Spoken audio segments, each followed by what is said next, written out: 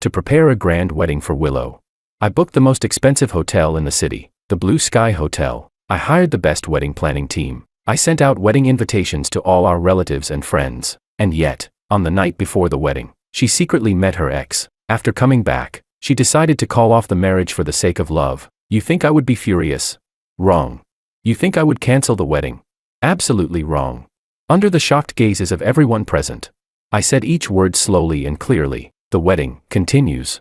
Chapter 1. George, let's cancel the wedding. Willow's voice wasn't loud. It even carried a faint, barely noticeable tremble. Yet it cut through everything with piercing clarity. It was like a needle dipped in ice, stabbing precisely into my eardrum and instantly freezing the composed smile I had maintained all morning, the proper smile of a groom. Time, 11:07 a.m. Location, the largest Galaxy ballroom of the most expensive Blue Sky Hotel in the city. The air still carried the slightly intoxicating sweetness of the champagne tower, mixed with the crisp scent of fresh lilies and expensive cedarwood decorations. Massive crystal chandeliers refracted dazzling light, illuminating the entire hall as bright as day, and also exposing, in perfect detail, the frozen expressions on hundreds of guests below: shock, disbelief, curiosity, and anticipation for drama. Silence, absolute silence. Even the string quartet playing the wedding march seemed to have been paused. The last note hung awkwardly in midair, neither rising nor falling. I stood at the end of the red carpet, only 3 steps away from Willow. I wore a perfectly tailored black suit, with a bright red boutonniere pinned to my chest. In my hand, I still held the small velvet ring box, its edges pressing painfully into my palm. I looked at her, my bride. Willow was beautiful. Her custom ivory white wedding dress, layered with delicate lace and a trailing veil, made her look like a lily just blooming in morning dew. But at this moment, that lily was pale, completely drained of color. Beneath her carefully done eye makeup, the eyes that always held gentle warmth were now filled with panic, guilt, and a desperate, all-or-nothing resolve. Her slender fingers clutched tightly at the front of my suit, the tips turning white from the force, as if it were her only support. "What did you say?" I asked. My voice was flat, so flat it had no trace of emotion, like the surface of a frozen lake. I even tilted my head slightly, as if I hadn't heard clearly, or as if I needed time to confirm this absurd line. Willow took a breath. I said, "Cancel the wedding." Her voice rose slightly, sharp with desperation, echoing clearly through the pin-drop silence of the hall. "George, I'm sorry. I can't marry you." "What?" The brief silence shattered completely. Like a massive stone crashing into a frozen lake, a huge wave of noise exploded throughout the ballroom. "Oh my God, what's going on? Did I hear that right? The bride is calling off the wedding. Right here, at the ceremony. Is she insane? The Wong family is completely humiliated now. Look at George's face. What's wrong with that woman? Has she lost her mind? Hey, this is going to be entertaining." Voices, gasps, and murmurs tangled together, buzzing like a swarm of disturbed wasps. Countless eyes, some shocked, some disdainful, some sympathetic, some simply eager for drama, locked onto the couple at the center of the red carpet, who were supposed to become husband and wife but were now caught in the eye of a storm. My parents sat at the main table. The color drained instantly from my mother's face. She clutched her chest and swayed, barely supported by my father, whose face had also turned ashen. Willow's parents looked utterly horrified. Her mother opened her mouth as if to call her name, but no sound came out. The host, a seasoned professional, was completely stunned. The microphone in his hand nearly dropped to the floor. He opened his mouth, trying to say something to control the situation, only to find his throat too dry to produce any sound. But my gaze, it was as if drawn by a magnet, firmly fixed on Willow, more precisely, on the spot just below the slightly open neckline of her wedding dress, near her delicate collarbone. There, on her pale skin, was a faint dark red mark. Its shape was suggestive, its edges blurred, like something that had been left not long ago by forceful sucking. Not a mosquito bite, not an allergy. I knew exactly what it was. A cold, metallic taste surged up my throat. My fingers tightened around the ring box, and with excessive force, my knuckles let out a faint crack, turning a terrifying pale shade. Chapter 2. 2 days earlier. "George, you free this weekend? Come out for a drink, I'll throw you one last bachelor party." My buddy David's booming voice exploded from my phone. I was standing in front of the mirror, tying my tie, a smile lingering at the corner of my lips. In the reflection, my face looked radiant and full of life. The wedding was just 3 days away. Everything was so perfect it felt unreal. "Get lost." I laughed into the phone. "What, last bachelor? I'm only getting married once in this lifetime. I'm busy. I've got to go with Willow to finalize the last alterations on her wedding dress." "Oh wow, already under your wife's thumb," David howled on the other end. All right, we get it, you're a model husband. But seriously, We're all happy for you. Willow's such a great girl. You lucky bastard really hit the jackpot. That's right. I didn't bother being modest. My tone was full of pride and satisfaction. Willow and I had been together for 2 years. From the moment I first met her, I knew she was the one. She was gentle, considerate, and when she smiled, her eyes curved like crescent moons. She was someone I wanted to cherish in my hands for the rest of my life. After hanging up, I grabbed my car keys, ready to head out and pick Willow up. My phone buzzed again. It was a message from Willow. Hubby, my best college friend Maria just came back suddenly. She asked me out for coffee this afternoon. We haven't seen each other in ages. Without thinking, I quickly typed back, sure, go ahead. Have fun. Want me to drive you?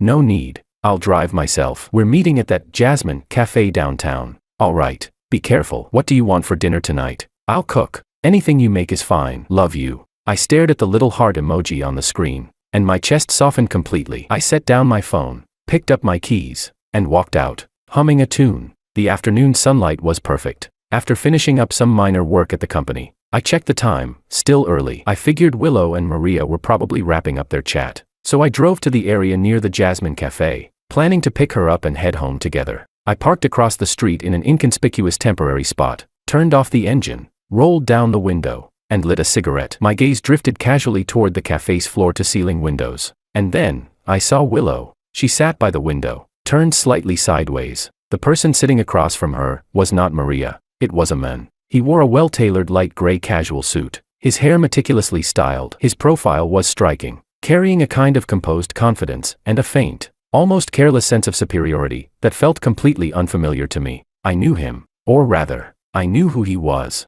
Makoto, Willow's so-called legendary ex from her college days. I had seen his photos in her old albums, and I had heard his name in the occasional nostalgic story she mentioned about her university life. Apparently, they had lost contact when he went abroad. My heart sank without warning. My fingers froze around the cigarette, ash crumbling silently onto my pants. I saw Willow smiling, not the gentle, reserved smile she always showed me, but something more relaxed, brighter, even tinged with a girlish excitement. Her eyes sparkled as she looked intently at the man across from her, her fingers unconsciously stirring the spoon in her coffee cup. I saw Makoto say something. Willow lowered her head slightly, and a faint blush seemed to rise on her cheeks. Then I saw Makoto lift his hand and, with natural ease, tuck a loose strand of hair behind Willow's ear. Willow didn't dodge. Chapter 3. I sat in the car, separated from them by a street and a thick layer of glass. I couldn't hear what they were saying, but those subtle movements, those expressions, they were like countless icy needles, piercing relentlessly into my eyes. I took a sharp drag of my cigarette. The harsh smoke burned into my lungs, triggering a violent cough. I crushed the cigarette out, started the engine, and the tires screeched against the ground as I made a sharp U-turn and drove away. I didn't go home.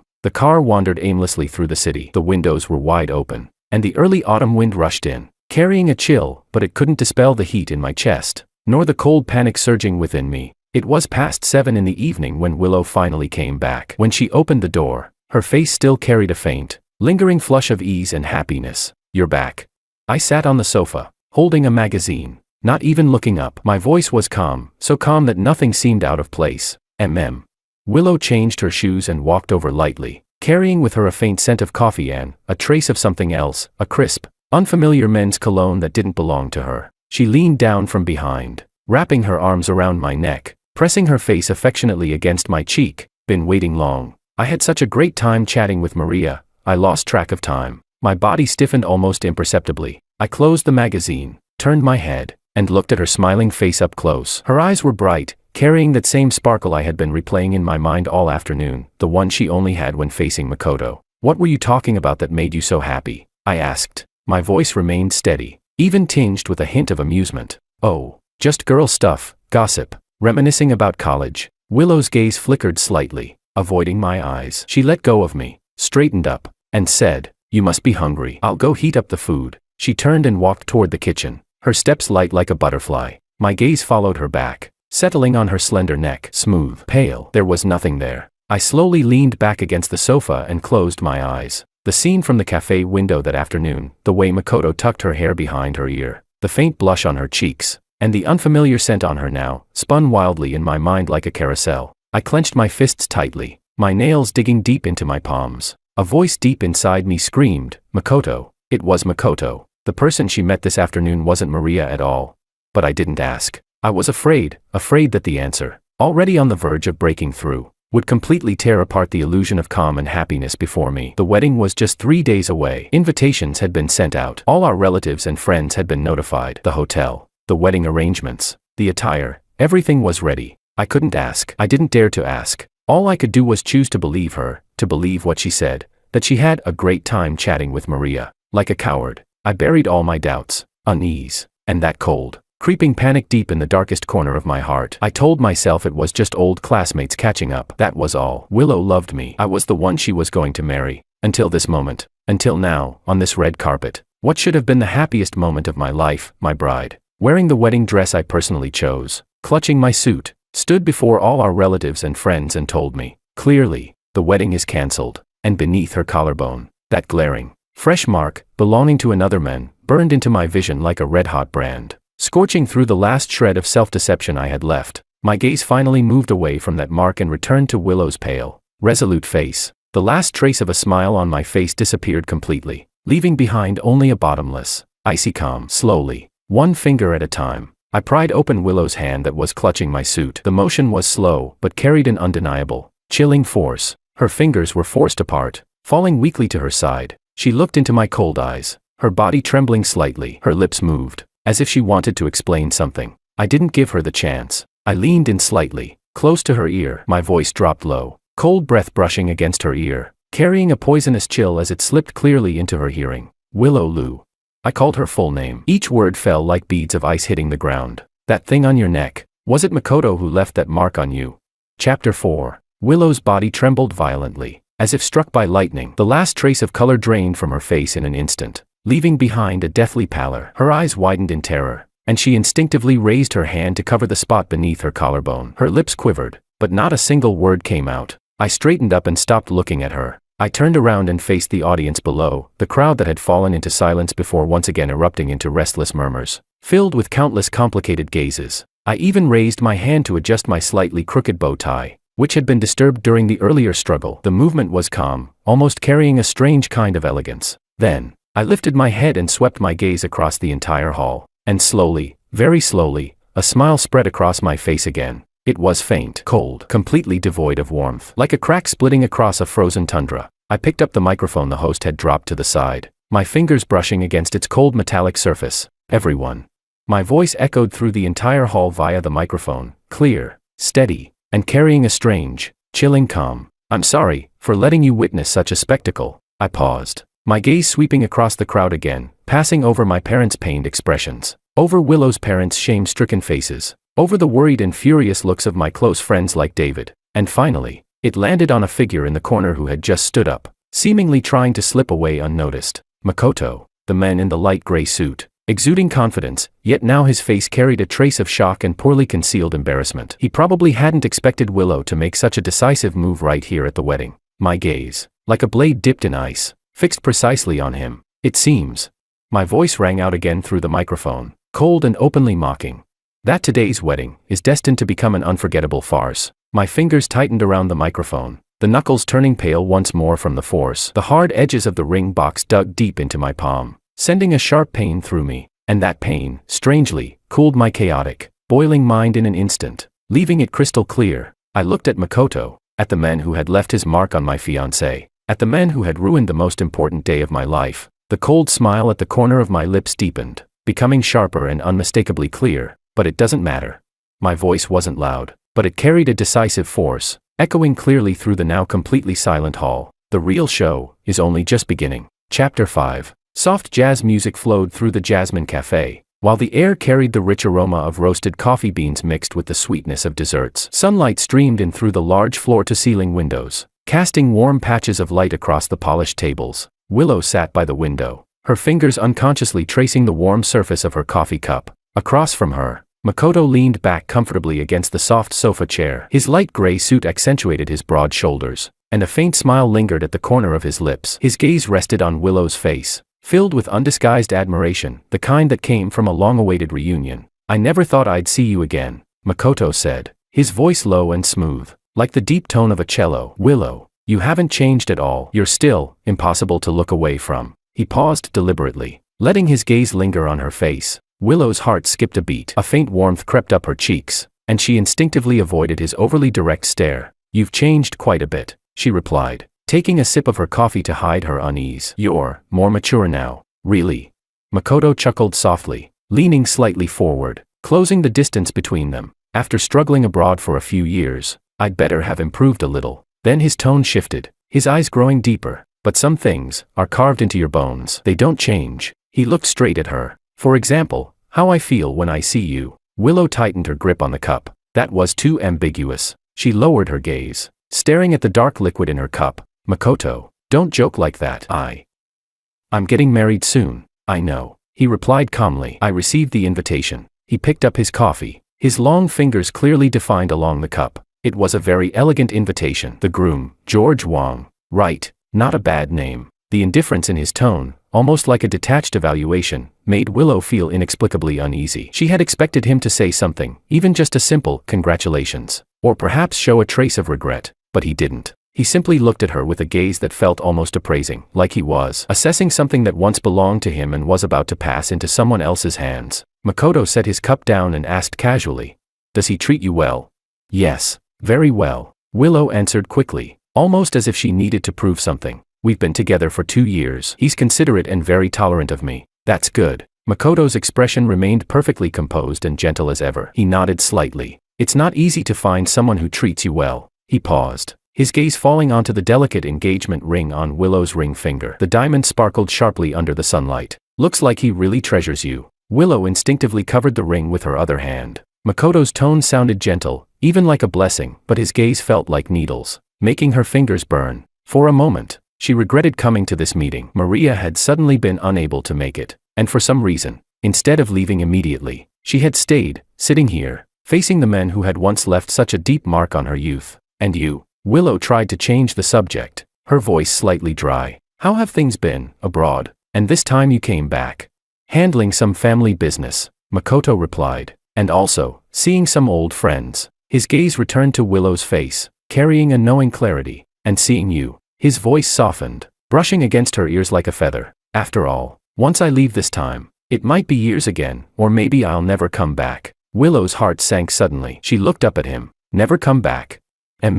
Makoto nodded, a trace of distant melancholy appearing in his eyes, perfectly measured. "My career there is just getting started. The foundation isn't stable yet. Even this trip back was squeezed into my schedule. Next time, who knows when it'll be." He let out a soft sigh. The sound was light, but it hit Willow's heart heavily. "Sometimes I think," he said quietly, "life is full of regrets. Some things, some people, once you miss them, you might lose them for a lifetime." Chapter 6. Makoto said nothing more. He simply looked at her quietly. Sunlight fell into his deep eyes, reflecting an emotion too complex to read. Even the music flowing through the cafe seemed to fade into the distance. Willow's heart was beating fast. A mix of bitterness, unwillingness, and a certain hidden impulse churned inside her chest. Once missed, was it really gone for a lifetime?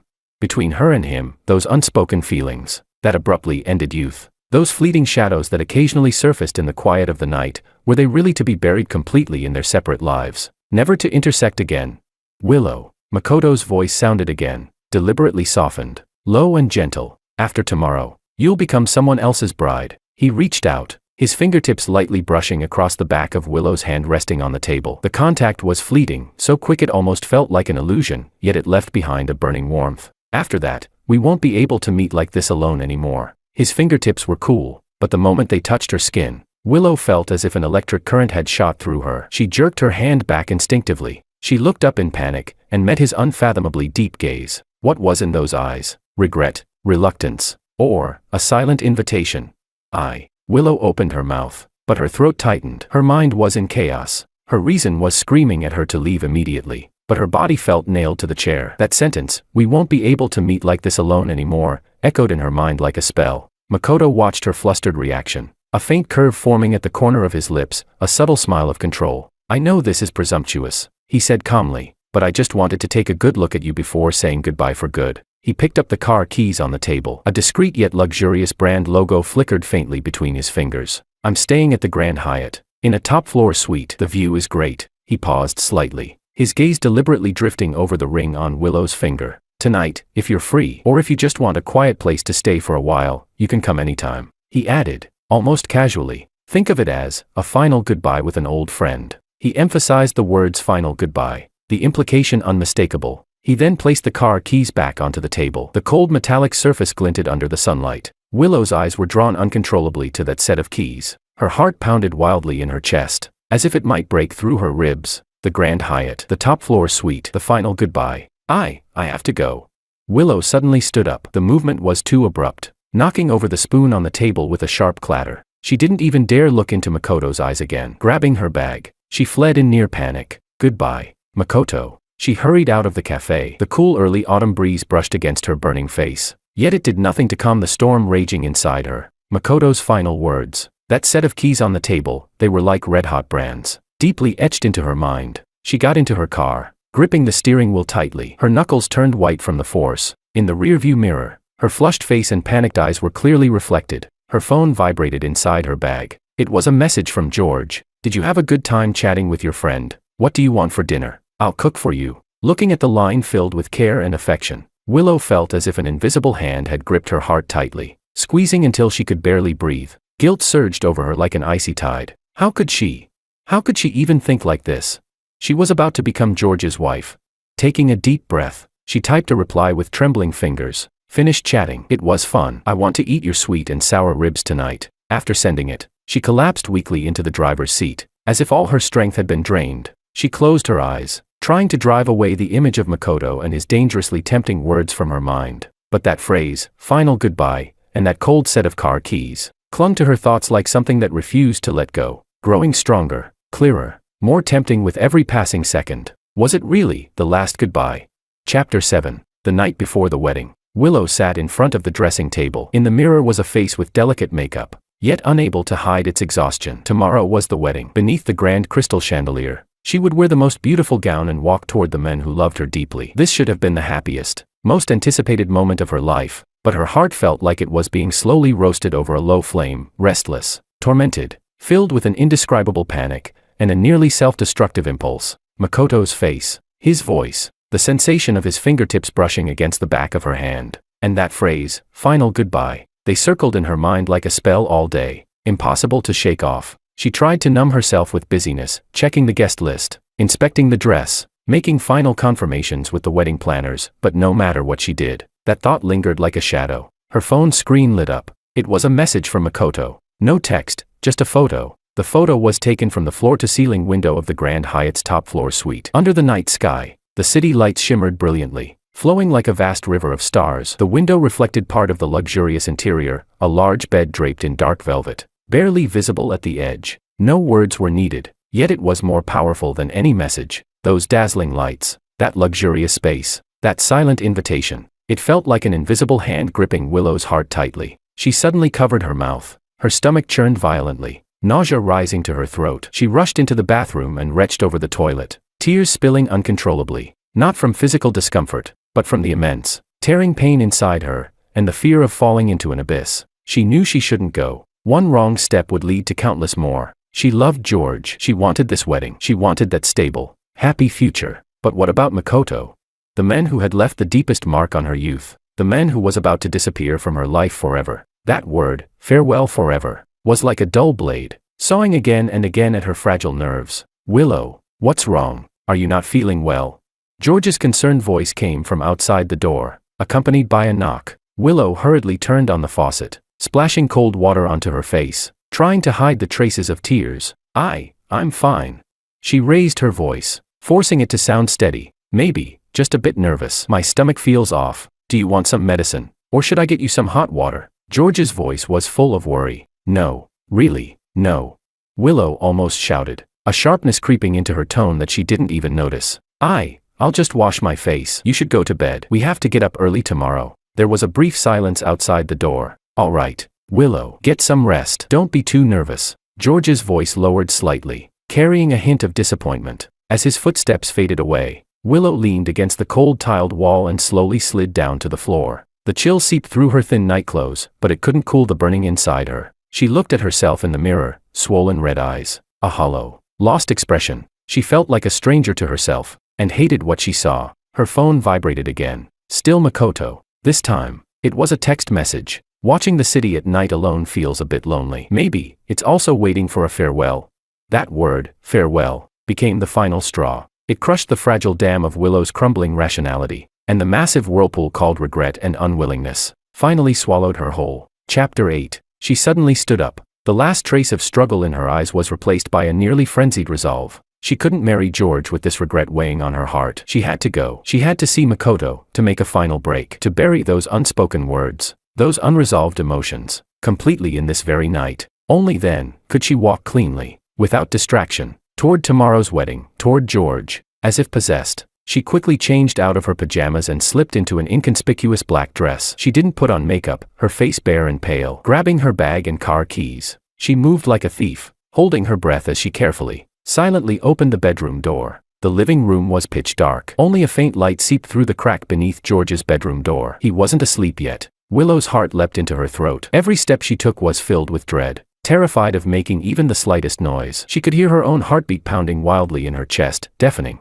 Finally, she reached the front door. The cold metal handle felt icy in her hand. She took a deep breath and, using all her strength, slowly, so slowly, turned it. The faint creak of the hinge was barely audible, yet in the silent night, it sounded like thunder. She slipped out and gently closed the door behind her, cutting herself off from that warm home filled with George's presence. The cold air of the hallway rushed toward her, making her shiver. She hurried to the elevator and pressed the down button. The doors opened. No one was inside. The harsh white light illuminated her pale face, making her look like a wandering ghost. She got into her car and started the engine. The car left the underground garage and merged into the sparse late-night traffic. Neon lights streaked past the windows, dazzling and distorted, reflecting in her hollow eyes. She didn't even know how she drove all the way to the Grand Hyatt. A valet approached. She handed over the keys mechanically, like a puppet with its strings pulled. The elevator went straight to the top floor. The hallway was carpeted thickly, her footsteps completely silent. She stood before the heavy door marked with the room number. Raising her hand,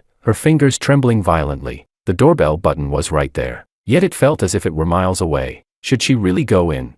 If she did, there would be no turning back. George's face, his gentle smile, the way he awkwardly cooked sweet and sour ribs for her, the way his palms sweated nervously when he proposed. Scene after scene flashed before her eyes, each one like a red-hot blade cutting into her heart. No, she couldn't. She suddenly turned, about to run away. At that very moment, the heavy door in front of her opened silently inward. Makoto stood inside. He had changed into a dark silk robe, the collar slightly open, revealing part of his firm chest. His hair was still slightly damp, as if he had just showered, carrying a fresh, clean scent. He looked at Willow, pale, shaken, and lost. There was no surprise on his face, only a calm certainty, with a faint smile, as if everything had already been expected. "You came," he said softly, his voice low and gentle, like someone who had been waiting for a long time. He stepped aside, making space, gesturing for her to enter. Inside the door, warm lighting, expensive fragrance in the air, and beyond the floor-to-ceiling windows, the breathtaking, dazzling nightscape of the city. Willow stood at the threshold, frozen like a statue. Behind her was a cold abyss filled with fear and the unknown. In front of her was a warm nest radiating a deadly allure. She looked into Makoto's deep eyes that seemed to see through everything. She looked at the confident smile on his lips. The last bit of strength she had to resist, finally drained away completely. She closed her eyes. A burning tear slid down from the corner of her eye. Then she lifted her foot, as if stepping into a nightmare she could never wake from, and took one step inside. The heavy door behind her closed slowly, silently, sealing off the world outside, and cutting off every path of retreat she had left. Chapter 9. Inside the Xinghe banquet hall, time seemed to freeze. The massive crystal chandelier cast a cold light, stretching and distorting the figures of the man and woman standing at the center of the red carpet. The faint, icy smile on my face was welded in place like a mask. I pried Willow's fingers away slowly and decisively, the motion carrying a chilling sense of ritual. When I leaned down to whisper in her ear, the way her face turned deathly pale and her instinctive move to cover her collarbone struck like a silent thunderclap in the eyes of every breathless guest. What? After a brief, suffocating silence, an even louder uproar exploded. What did he just say? A mark? What mark? Oh my God, could it be? Could the bride? Her neck. Look, Willow's covering her neck. No way. The day before the wedding. That's beyond shameless. George is too pitiful. What's the point of this wedding anymore? The whispers surged like boiling oil. Contempt, shock, sympathy, schadenfreude, every kind of gaze turned into poisoned arrows, shooting relentlessly toward Willow, who stood trembling at the center of the red carpet. She clutched just below her collarbone, her body shaking like a leaf in the autumn wind. Tears streamed uncontrollably down her face, yet she bit her lip hard. not daring to make a sound, as overwhelming shame threatened to swallow her whole. "Willow, my daughter," her mother finally cried out, stumbling forward as if to rush onto the red carpet, only to be firmly held back by Willow's father, whose face was ashen and lips trembling. "George, why you need to calm down." The host finally found his voice and hurried forward, trying to smooth things over. His voice was dry and shaking. There must be some misunderstanding. "Everyone, please calm down, calm down." He waved his arms futilely, attempting to suppress the deafening noise. I let out a cold laugh. "A misunderstanding." I straightened up, my gaze like ice spikes as it swept over the host, the sneer on my lips deepening. I no longer looked at Willow, as if she were nothing more than filthy trash to be discarded. Instead, I turned toward the audience, my eyes locking precisely onto a figure in the corner who was trying to slip away quietly. "Makoto Ito." "Mr. Ito." My voice rang clearly through the microphone, dripping with undisguised mockery, echoing throughout the hall. "The show's not over yet. Why are you in such a hurry to leave?" All eyes instantly converged on Makoto. Dressed in a well-tailored dark suit, he stood tall and refined, yet now he had become the center of attention. His steps halted, and a crack appeared in his usual composure. His brows furrowed slightly as he looked at me, his gaze carrying a trace of warning and a barely noticeable hint of embarrassment. "Mr. Wong," Makoto said, his voice still relatively steady, though his usual superiority had vanished. "This is a matter between you and Miss Liu. I don't think it's appropriate for me to get involved." He tried to maintain his poise. "Not appropriate." I let out a low laugh, as if I had just heard the greatest joke in the world. The sound was cold and biting. "When you left your little souvenir on my fiancé, why didn't you think it was inappropriate?" I deliberately emphasized the word souvenir, my gaze meaningfully flicking toward the spot Willow was desperately covering. "Why you?" Makoto's expression darkened instantly, his face turning extremely unpleasant. But the next second, "George, that's enough." Willow, as if that sentence had pierced through the last shred of her dignity, suddenly lifted her head and screamed through tears, her voice sharp and distorted. "It was me. I was the one who went to him. I was the one being pathetic. It has nothing to do with him. If you want to blame someone, blame me. Stop making a scene here." "Making a scene?" I snapped my head toward her, my eyes like two red-hot blades stabbing straight into her face. The icy calm finally shattered, revealing the raging fury beneath, an inferno ready to burn everything to ashes. "Willow," I gritted my teeth. "Now you know what it means to be embarrassed. Where the hell was that shame when you climbed into his bed? Where was it when you stood here in the wedding dress I bought you, saying you wanted to call off the wedding?" Chapter 10. My voice trembled slightly from the sheer intensity of my rage. Every word was like a poisoned shard of ice, slamming viciously into Willow, and into the eardrums of every guest present. The hall fell into dead silence once more, broken only by Willow's suppressed, despairing sobs. "George, calm down, calm down." David and a few of my closest friends could no longer hold back. They rushed onto the red carpet and grabbed my arms tightly, afraid I might do something extreme. Mom, what's wrong?" My sister's cry rang out from the main table. My mother clutched her chest, her face ashen, her body going limp as she collapsed into my father's arms, clearly unable to withstand the shock and having fainted. My father supported her while glaring at me on stage, and at the woman who had ruined the wedding, with a mixture of heartbreak and fury. The situation completely spiraled out of control. Cries, gasps, attempts to mediate, and endless chatter blended into chaotic noise. "Take her away." I took a deep breath, forcibly suppressing the violence surging in my chest, and spoke hoarsely to David. Yet my eyes remained locked on Makoto, like a predator fixated on its prey. David and another friend immediately half-carried, half-dragged the nearly limp Willow toward the lounge. She looked utterly shattered, like a broken doll, letting them pull her along as tears smeared across her face. I stopped looking at the chaos below, stopped looking at my unconscious mother. Step by step,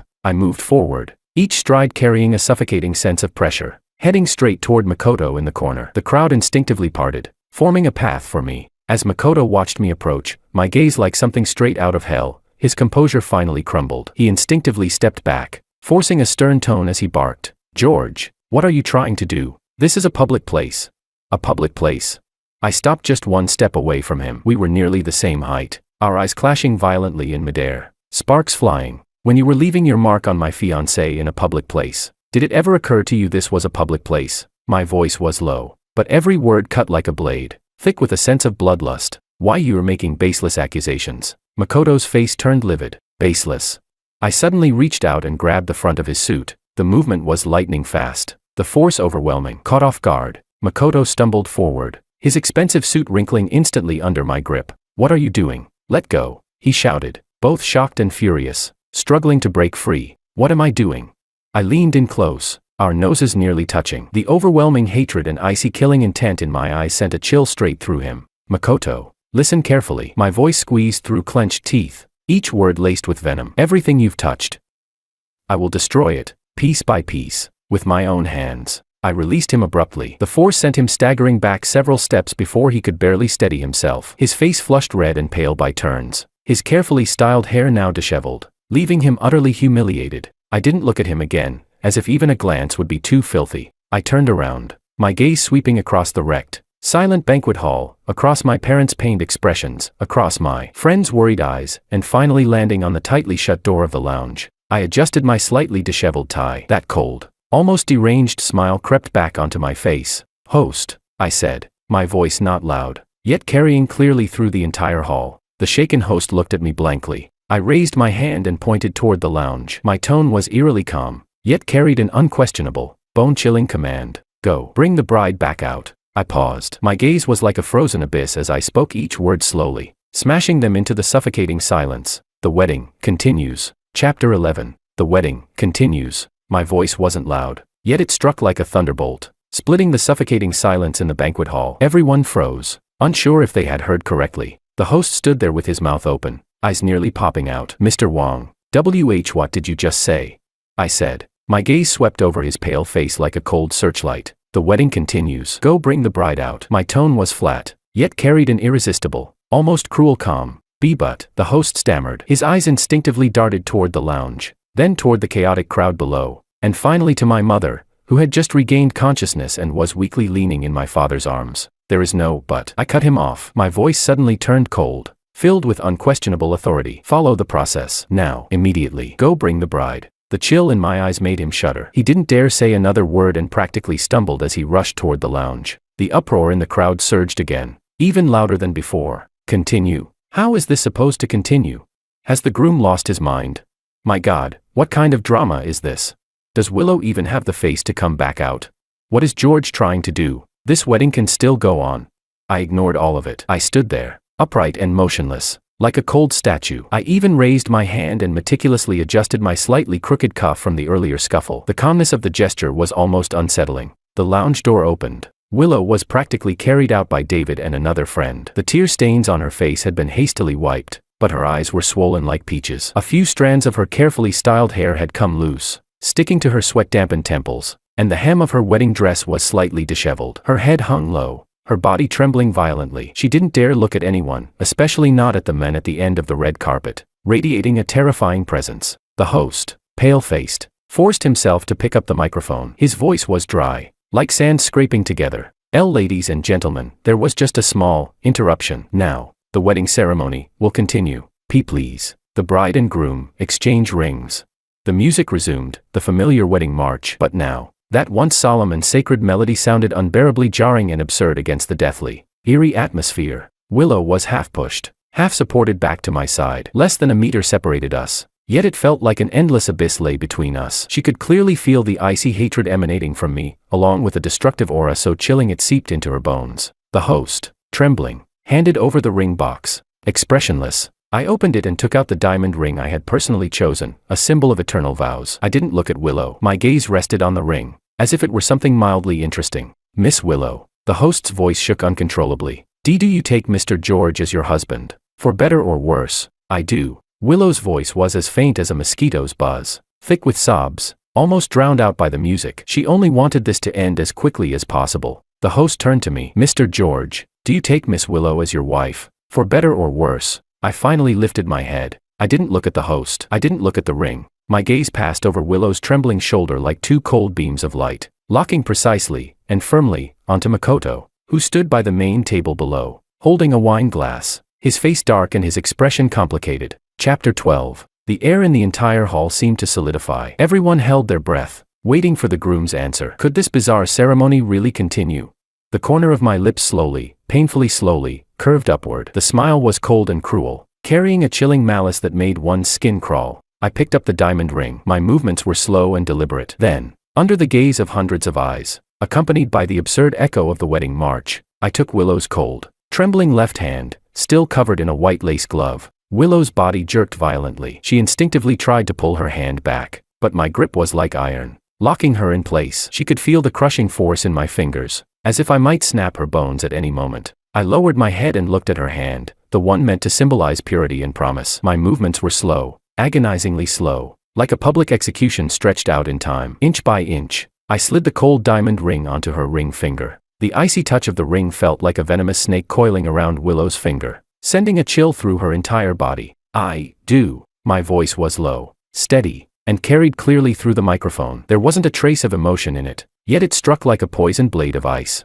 stabbing straight into Willow's heart, and into the hearts of everyone who heard it. I lifted my head. I didn't look at Willow. My gaze once again fell on Makoto below the stage. It was filled with naked, undisguised provocation, a declaration of war. The ceremony ended hastily in a suffocatingly eerie atmosphere. There was no kiss, no embrace, not even eye contact. The host practically fled as he announced, "Now, the bride and groom will toast the guests."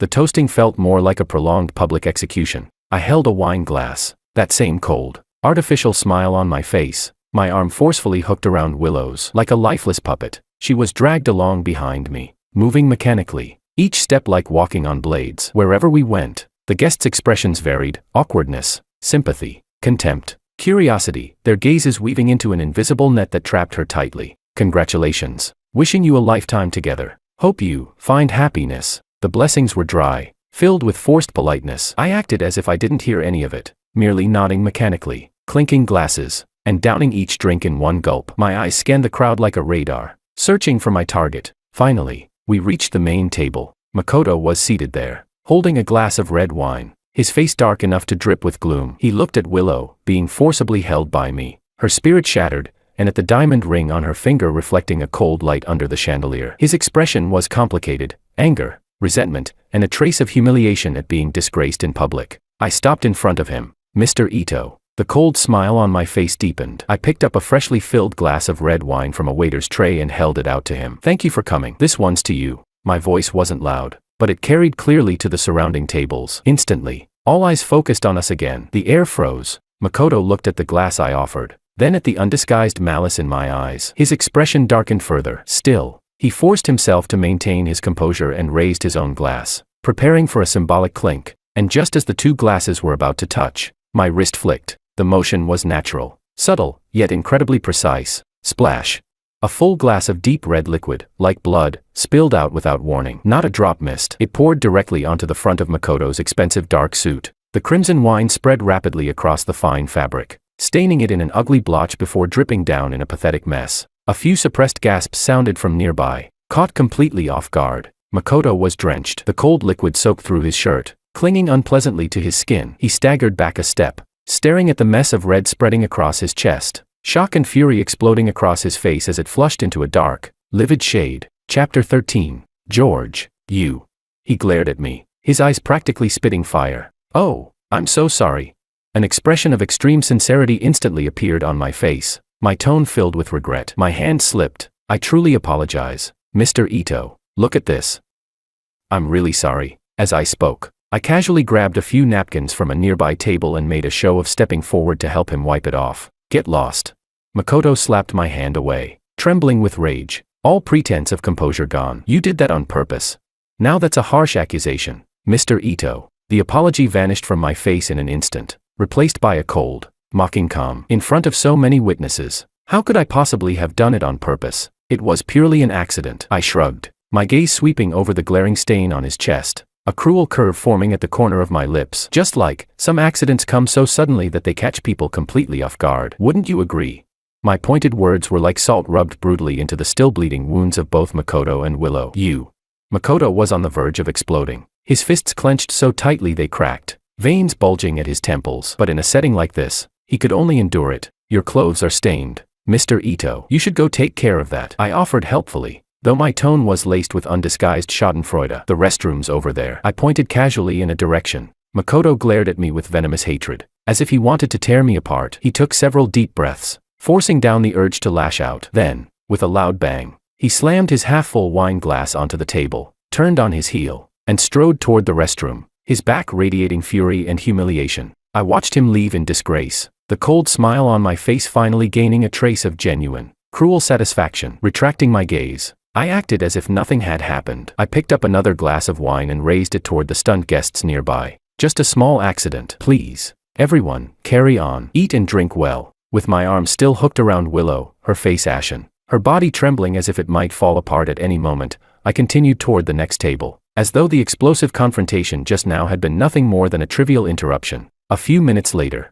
I set my glass down and murmured to one of my close friends, "Keep an eye on her." Then I straightened my tie, a near predatory excitement flickering across my face, and began walking toward the restroom as well. The restroom on the top floor of the Grand Hyatt was decorated like a luxury lounge, spacious, softly lit, with the air filled with an expensive fragrance. Makoto stood in front of a massive marble sink, facing the mirror, his expression dark as he scrubbed at the wine stain on his chest with a wet towel. The expensive suit was completely ruined, soaked and clinging unpleasantly to his skin, making him feel disgusted and irritated. In the mirror, his face was twisted with rage. At that moment, the restroom door was pushed open. I walked in. With a casual motion, I reached back and locked the door. Click. The soft sound echoed clearly in the quiet space. Makoto froze. Through the mirror, he saw the figure behind him, like a demon stepping out of hell. He spun around abruptly, glaring at me with ferocity. "And you still dare to follow me here?"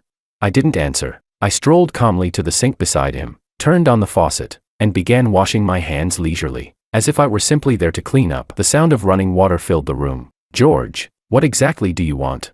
Makoto was completely provoked by my indifference, his voice low and furious. "You splashed me with wine and humiliated me in public. Wasn't that enough?" I turned off the faucet, pulled out a paper towel, and slowly dried my hands. Then I lifted my head, my gaze finally settling on his handsome face, now twisted with anger. "Not enough." My voice was soft, yet it hit like ice beads striking the ground, sharp with bone-chilling cold. "Not even close." Chapter 14. I took 2 steps forward and stopped in front of Makoto. The distance between us was so close we could feel each other's breath. I was slightly taller than him, and now, with my eyes lowered just a little, I looked down at him from above. "Makoto." My voice dropped low, hissing like a venomous snake, each word drilling clearly into his ears. "You touched something that belongs to me." My gaze, like a cold blade, scraped slowly across his face. "I have a bad habit," I continued, the corner of my lips curling upward. Under the pale restroom lighting, that smile looked especially sinister. "Anything that belongs to me, even if I don't want it anymore, no one else gets to touch it. And if they do, they pay the price." I leaned in slightly, lowering my voice even further, laced with a chilling intimacy and malice. "Wherever you touched her, I'll destroy that part of you. For every tear she shed, I'll make you bleed a liter." The naked killing intent and madness in my eyes sent a chill racing down Makoto's spine. He instinctively stepped back half a step, bumping into the cold marble sink. "Why, you're insane. What are you trying to do? This is a society ruled by law." "A society ruled by law?"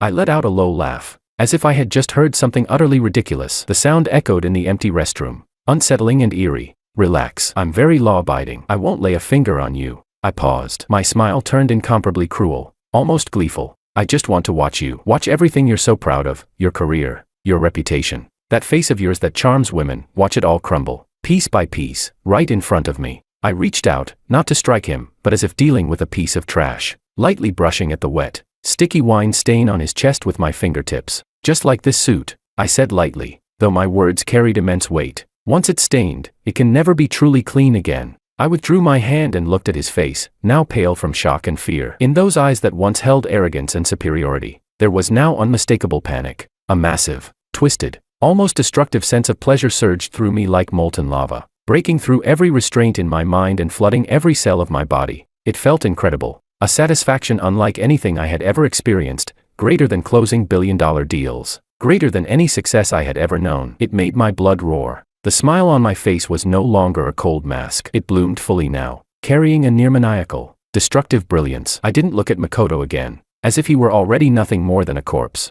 I turned around and faced the spotless mirror, calmly adjusting my perfectly aligned tie and cuffs. In the reflection, my handsome yet twisted face stared back at me. In my eyes burned the blazing fire of vengeance, bright, almost blinding. I gave the reflection a deeply satisfied, exhilarated smile. Then I unlocked the restroom door and walked out without a backward glance. Behind me, Makoto stood frozen in place, staring at the glaring crimson stain on his chest in the mirror, his face pale as paper as a cold chill shot from the soles of his feet straight to his skull. Chapter 15. The farce of the wedding came to a hasty end in a suffocatingly eerie atmosphere. The guests, bursting with gossip and shock, dispersed as quickly as a receding tide, leaving behind a banquet hall in complete disarray. The massive crystal chandelier still sparkled brilliantly, yet it only illuminated scattered confetti, overturned wine glasses, and the cold remnants of a celebration that had been utterly destroyed. My parents were helped out by relatives. My mother's face was ashen, and the look she gave me before leaving was filled with heartbreak and confusion. Willow's parents, on the other hand, fled in overwhelming shame and anger, not even sparing their daughter a glance as they hurried away from the place that had stripped them of all dignity. Willow, like a rag doll with its soul torn out, was forcibly shoved into the back seat of my car by David and the others. She curled up in the corner, her wedding dress in disarray, her veil long gone, tear tracks crisscrossing her face. Her hollow eyes stared blankly at the rapidly retreating street scene outside the window. She didn't dare look at the men in the driver's seat, radiating a chilling aura. I remained silent the entire way. The car sped at a terrifying pace, the tires screeching sharply against the road. My grip on the steering wheel tightened until my knuckles turned white, veins bulging on the back of my hands. In the rearview mirror, my tense jawline was reflected, along with those unfathomable eyes burning with a dark, eerie fire. The car did not return to the lovingly prepared wedding home filled with the warmth of our love nest. Instead, it drove straight to another property under my name, a top-floor duplex in a luxury apartment building in the city center. The place was cold and empty. Outside the massive floor-to-ceiling windows was a dazzling nightscape, yet it carried an inhuman chill. Get out. My voice was devoid of any warmth. Like cold metal, Willow mechanically pushed open the car door. Her high heels struck the cold marble floor, echoing hollowly. She stumbled, nearly falling. I didn't help her, didn't even turn back, and walked straight toward the elevator. The elevator rose silently. In the confined space, the only sound was Willow's suppressed, faint sobbing. I stood with my back to her, rigid and upright, like an emotionless statue. The door opened. I entered the code, and the heavy metal door slid open without a sound. I walked in without turning on the lights. Outside the floor-to-ceiling windows, the city's neon lights cast a surreal glow across the room. Take it off. My voice echoed through the empty living room, cold and emotionless. Willow trembled violently and looked up in terror. George, didn't you hear me? I slowly turned around. In the darkness, my eyes were like two cold stars, locking onto her. Take off the wedding dress I bought for you. My voice wasn't loud, but it carried an unquestionable command that sent chills down the spine. That wedding dress, a symbol of purity and vows, now represented nothing but betrayal and humiliation in my eyes. Willow's body shook uncontrollably, as if sieving sand. Overwhelming shame nearly drowned her. Trembling, she reached back to find the zipper. The cold touch of the metal made her fingertips go numb. Clumsily and with great difficulty, she pulled the zipper down bit by bit, slowly slipping out of the dress. The expensive lace and silk fell to the ground, piling at her feet like discarded, filthy trash. She was left wearing only a thin slip, shivering in the cold air, her arms tightly wrapped around herself. My gaze, like an icy searchlight, swept over her exposed skin before settling on the spot beneath her collarbone, the mark I had exposed at the wedding, now a darker shade of red. I walked toward her step by step. My leather shoes struck the polished floor with crisp, echoing taps, each one landing like a blow to Willow's heart. She backed away in terror until the cold glass of the floor-to-ceiling window pressed against her back. There was nowhere left to retreat. I stopped in front of her. My tall figure cast her entirely into shadow. I reached out, not to caress, but with cold fingertips, carrying a chilling scrutiny, and pressed hard, mercilessly, onto that mark. Chapter 16. Willow gasped sharply in pain, tears instantly spilling from her eyes. Does it hurt? I asked. My voice was right next to her ear, carrying a cruel calm. When he had you, did it hurt like this too? George, I was wrong. I was really wrong. Willow broke down completely, crying hysterically as her body slid down against the glass. Choking on her sobs, she said, I drank too much. I lost my judgment. It was just a moment of impulse. I regret it. Please forgive me. Please. Forgive you. I let out a low laugh, as if I had just heard the most absurd joke. The laughter echoed through the empty room, filled with mockery and coldness. Willow, tell me, how am I supposed to forgive you? I suddenly grabbed her chin, forcing her to lift her head and meet my eyes burning with hatred. The day before the wedding, you climbed into another man's bed. Then you wore the wedding dress I bought and humiliated me in front of everyone, making me, George, the laughingstock of the entire city. You tell me, how the hell am I supposed to forgive that? My voice suddenly rose, filled with thunderous rage. Every word lashed at Willow like a whip. No, it's not like that. Willow shook her head frantically, her vision blurred by tears. I just wanted to say goodbye to him. Goodbye. My knuckles cracked faintly from the force as I tightened my grip, making her jaw ache. You say goodbye by stripping naked in bed. You say goodbye by leaving behind a disgusting mark like this. Willow, do you take me for a 3-year-old? I suddenly let go, losing support. Willow collapsed limply onto the floor, the cold surface making her shiver violently. I looked down at her from above, as if staring at something utterly revolting. I took out my phone, unlocked it, opened a file, and shoved the screen right in front of her face. On the screen were several photos. One showed the reservation record of the top-floor suite at the Grand Hyatt Hotel, booked under the name Makoto. Another was a surveillance screenshot from the underground parking garage, time-stamped around 2 a.m. on the night before the wedding, showing Willow's car entering the Grand Hyatt garage. The last showed her car leaving the garage at around 6 a.m. The evidence was undeniable. Willow stared at the images, her pupils shrinking abruptly. The last trace of denial was completely drained from her. She collapsed onto the floor, left with nothing but despairing sobs. "From today on," I said, pulling back my phone. My voice returned to that cold, emotionless calm, yet it was far more chilling than the earlier rage. "You will live here without my permission. You are not to step outside this door. I will confiscate your phone. There is only one thing you need to do."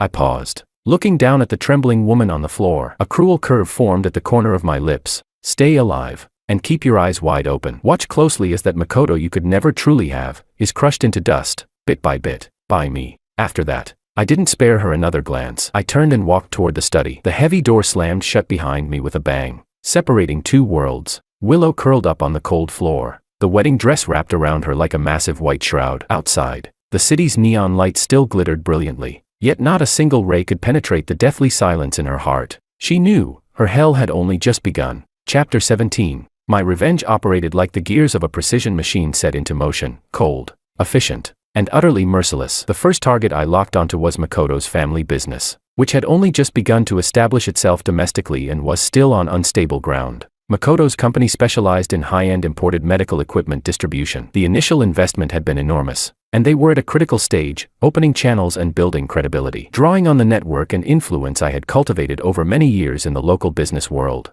I quietly began weaving an invisible web. "Director Law, about that batch of German equipment you mentioned last time, there's a slight issue with my supply channel, so I'm afraid it might be delayed." "Yes, my apologies. However, the Swiss products of the same category represented by our Wang Group are more stable in performance and more competitively priced. Perhaps you'd consider." "President Lee, I heard you're discussing a partnership with the Ito family. Just a friendly reminder, their qualifications seem to have run into a bit of trouble recently. Customs inspections have been quite strict. The risk might be higher than you think." "Director, regarding that import approval, yes, the materials submitted by the Ito family, we've reviewed them, and there seem to be some minor issues. It might require a more thorough examination." One call after another, chance encounters, seemingly well-meaning reminders that were in fact fatal blows. I didn't even need to show myself. Through a few key figures, people who owed me significant favors, I quietly disrupted or indefinitely delayed several of the major deals and projects Makoto's company had been negotiating. Makoto quickly began to feel the pressure. Clients who had been on the verge of signing suddenly became evasive. Approvals that had been promised failed to materialize. Even bank loan applications were inexplicably stalled. The company's cash flow tightened almost overnight. "Mr. Ito, the People's Hospital just informed us, their equipment procurement plan has changed. They're no longer considering us for now. Mr. Ito, Customs has notified us that last month's shipment has been selected for inspection. It's being held for re-examination, and the timeline is uncertain. Mr. Ito, the bank manager says our loan application requires a lot more supplementary materials." Bad news came one after another. Sitting in his spacious, brightly lit office, Makoto's expression grew darker by the day. He smashed the crystal ashtray on his desk, sending expensive shards of glass scattering across the floor. "Investigate. Find out who's behind this," he roared at his assistant, veins bulging at his temples. The first person he thought of was George. Who else could have both the motive and the power? Yet George's methods were impeccably clean. Every move was hidden behind layers of connections, leaving no direct evidence pointing to him. Makoto was left with a chest full of rage. Like punching into cotton, no place to land a blow. What troubled Makoto even more was that rumors about his private life, half true, half false, began quietly circulating within certain circles. They accused him of using his status to manipulate women, even hinting at involvement with married women. Though the rumors hadn't spread widely yet, they were enough to make some partners and investors who had once been optimistic about him begin to hesitate. "Makoto, I've heard his private life is a bit messy. Doesn't it involve someone else's wife? That incident at the wedding seems like there's some truth to it. Working with someone like that carries too much risk, doesn't it? If something blows up later, it could damage the company's reputation, like creeping vines." These rumors silently coiled around the fragile business reputation Makoto had only just begun to build. He tried to clarify and defend himself, but rumors have a way of spreading faster. The more you try to dispel them, the more you explain, the darker they become.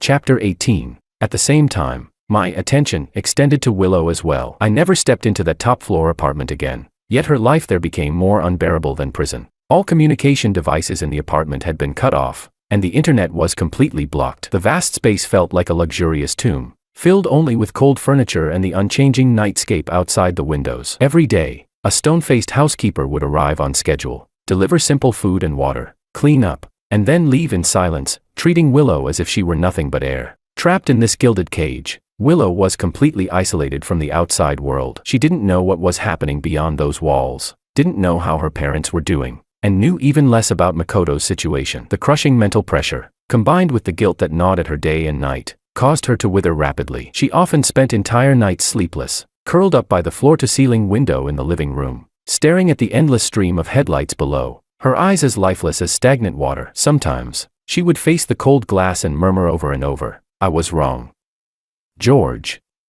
I was really wrong," but the only response she received was endless silence. She began to suffer from severe morning sickness. At first, she thought it was just stomach distress caused by stress. But one morning, after rushing into the bathroom and vomiting until the world spun, she looked at her pale, swollen face in the mirror, and a terrifying realization struck her like lightning. Her trembling hand moved to her flat abdomen. The night before the wedding, with Makoto, there had been no protection. Overwhelming fear seized her instantly. She collapsed onto the cold tiled floor, her entire body icy. This child that should never exist, was the final straw. If George found out, she didn't dare imagine the consequences. A few days later, when the silent housekeeper came again with food, Willow lunged forward as if grabbing onto a lifeline. She clutched the woman's arm, her voice hoarse as she pleaded, "Please, help me buy something. Please, I'll pay you lots of money."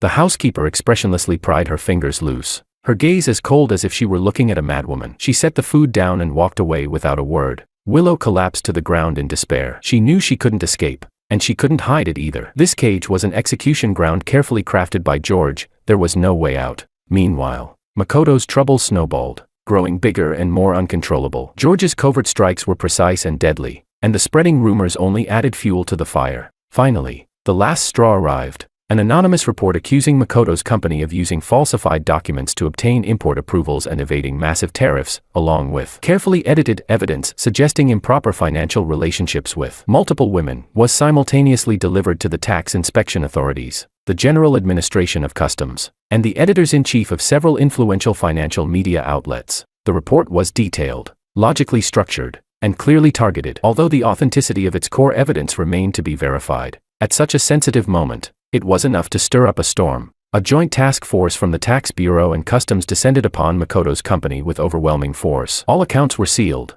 computers confiscated, and operations halted. Panic spread throughout the company, plunging everything into chaos. Almost at the same time, several financial media outlets and major online influencers began releasing exposés in a coordinated wave. Each headline was more sensational than the last. Rising star falls, Ito medical entangled in tax evasion and smuggling scandal.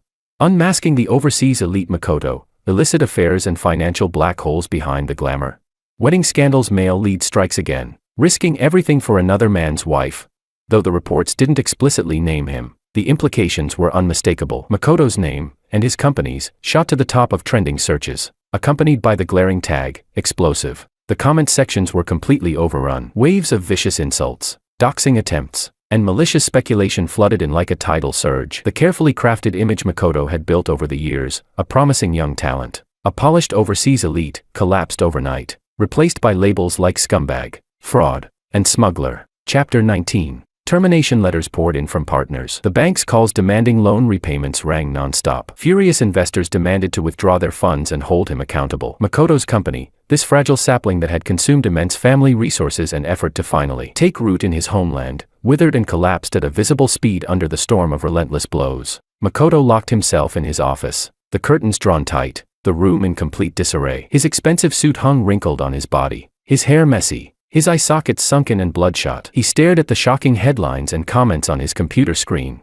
at the constant stream of contract terminations and payment demands flashing across his phone. A vast, icy despair swallowed him whole. It was over. Everything was over. His reputation, his career, his future, everything he had taken pride in and relied on for survival had been crushed into dust under George's precise and ruthless assault. He could almost imagine George sitting somewhere, watching his destruction with a cold smirk. George. Makoto suddenly swept everything off his desk, his computer, files, decorations, sending them crashing to the floor with a loud bang. Like a trapped beast, He roared madly in the office, his fists slamming against the hard wall, leaving streaks of blood. Gritting his teeth, he snarled, "I'll kill you. I swear I'll kill you."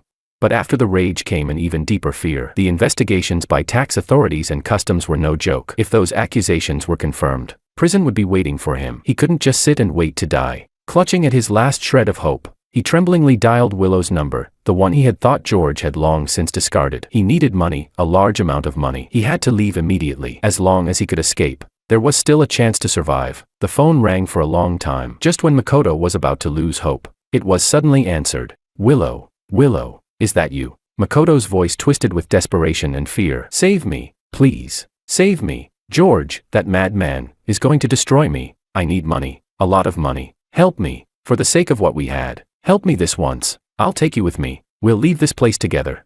On the other end of the line, silence, a long, deathly silence. "Willow, Willow, say something." Makoto's heart sank little by little. Finally, a cold, familiar voice, like something from hell, came through the receiver, carrying a faint trace of mocking amusement. "Makoto, do you need something from my ex-wife?"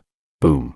Makoto's mind went completely blank. It felt as if all the blood in his body had frozen. It was George. He had Willow's phone. You, Makoto stammered, his teeth chattering so badly he couldn't form a complete sentence. George cut him off, trying to run. His voice carried the cruel delight of a cat toying with a mouse. Too late. At the airport, at the docks, every exit route you can think of, someone's already there to see you off. As for money, he let out a soft chuckle. "Save it for buying cigarettes on the inside. George, you won't die a good death." Makoto howled in despair. George's voice turned icy. "Whether I die well or not, I don't know," he said after a pause. "But you, Makoto, your good days are over." The call ended cleanly, leaving behind nothing but the cold, monotonous beep. Makoto stood there, clutching the phone like a hollow clay statue stripped of all its bones. Slowly, he collapsed to the floor. Overwhelming fear and despair consumed him completely. He knew, it was over. Completely over. The inescapable net George had woven had already locked him in place. There was nowhere left to run.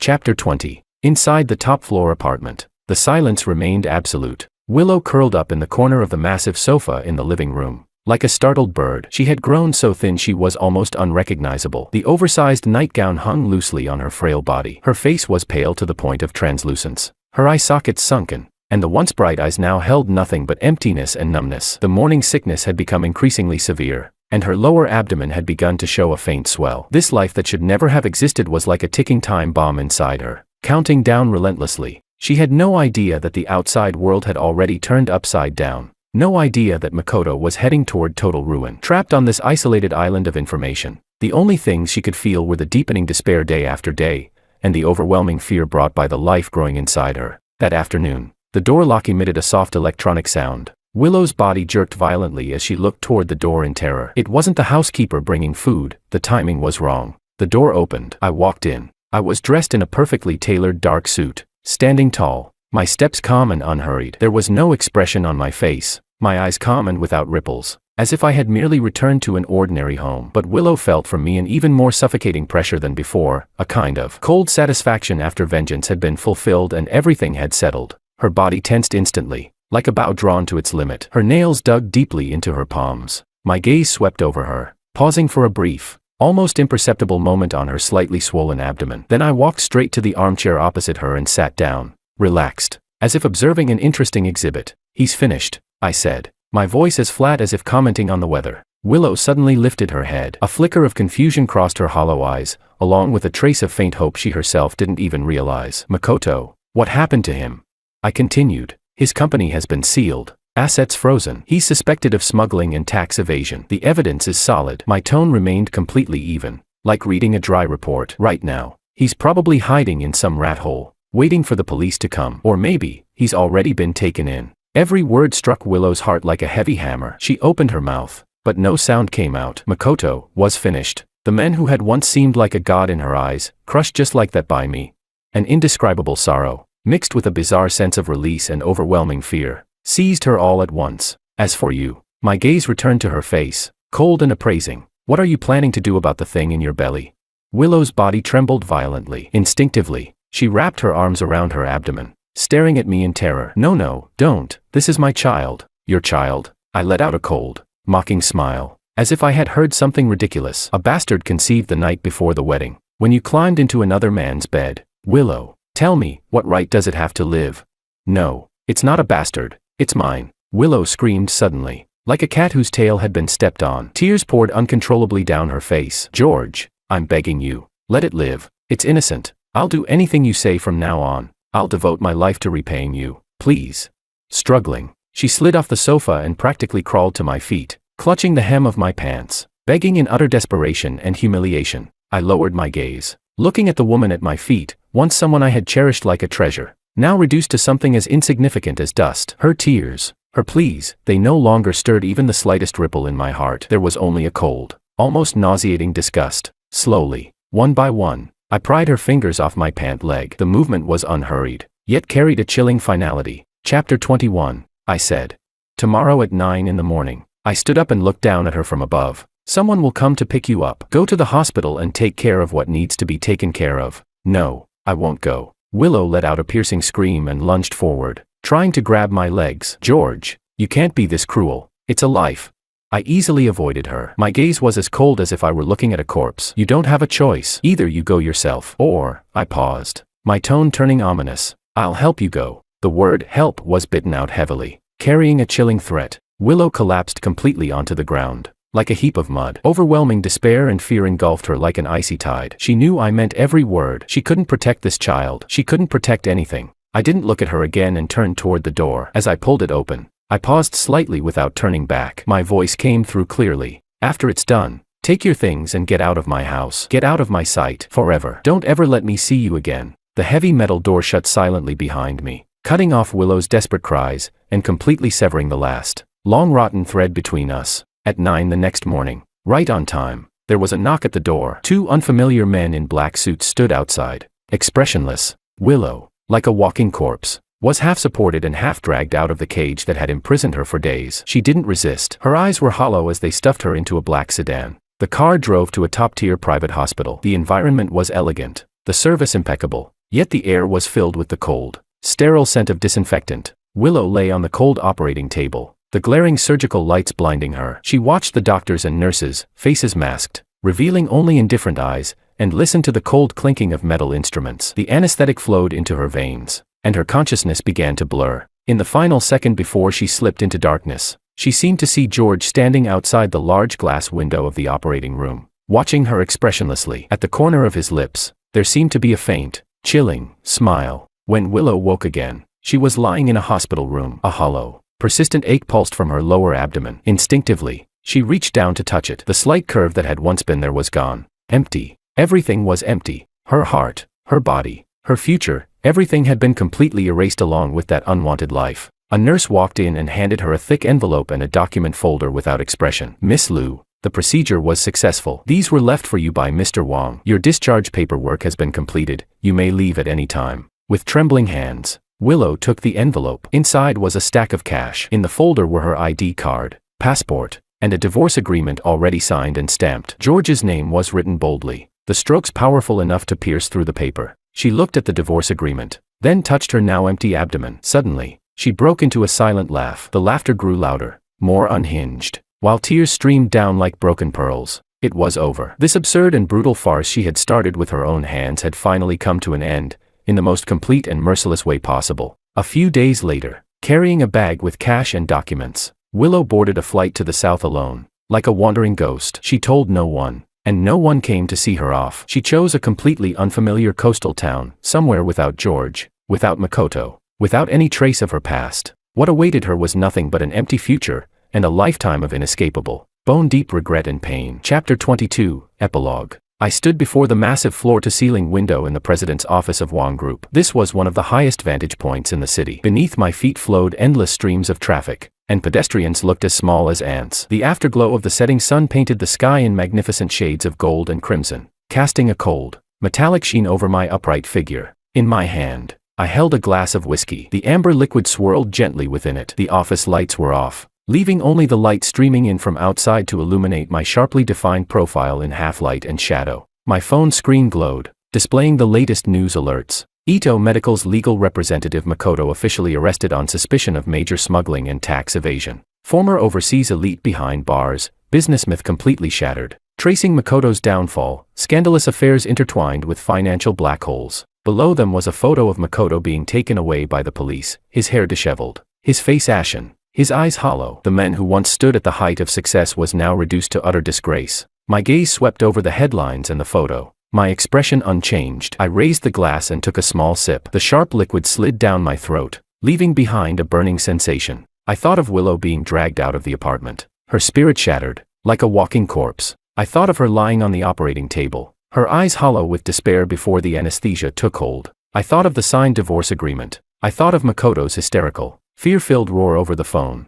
Scene after scene flashed through my mind, vivid and unmistakable. There was no emptiness, not even a trace. There was only one feeling, like molten lava surging through my veins, crashing through every inch of my body before gathering in my chest and exploding outward.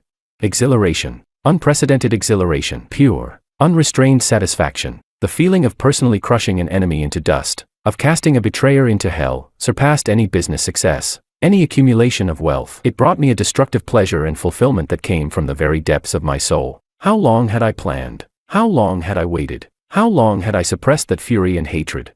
Now, every calculation, every moment of restraint, every carefully laid scheme had been repaid in the most perfect, most complete way. Makoto, ruined, imprisoned, his future obliterated. Willow, stripped of everything, body and soul shattered, exiled to a distant place, doomed to live the rest of her life under the shadow of pain and regret. And I, George, remained the victor, standing at the top of the pyramid, the one who controlled everything with the most realistic, most ruthless, and most effective methods. I had completed the most thorough reckoning and revenge. I tilted my head back and drained the rest of the whiskey in one gulp. The burning liquid scorched its way down, igniting the flame of vengeance in my chest, making it burn even more fiercely, more wildly. Facing the sky outside, stained red by the setting sun, as if it were ablaze, I slowly, clearly, allowed a smile to spread across my face. That smile was cold, sharp, like a blade drawn from its sheath, glinting with a chilling edge. It held no warmth, only a sense of total control and destructive pleasure. The golden light of the sunset reflected in my eyes, igniting two flickering flames. Victory. I had won, completely, and the unparalleled thrill of this successful revenge would linger like the finest aged whiskey, staying with me for a long, long time.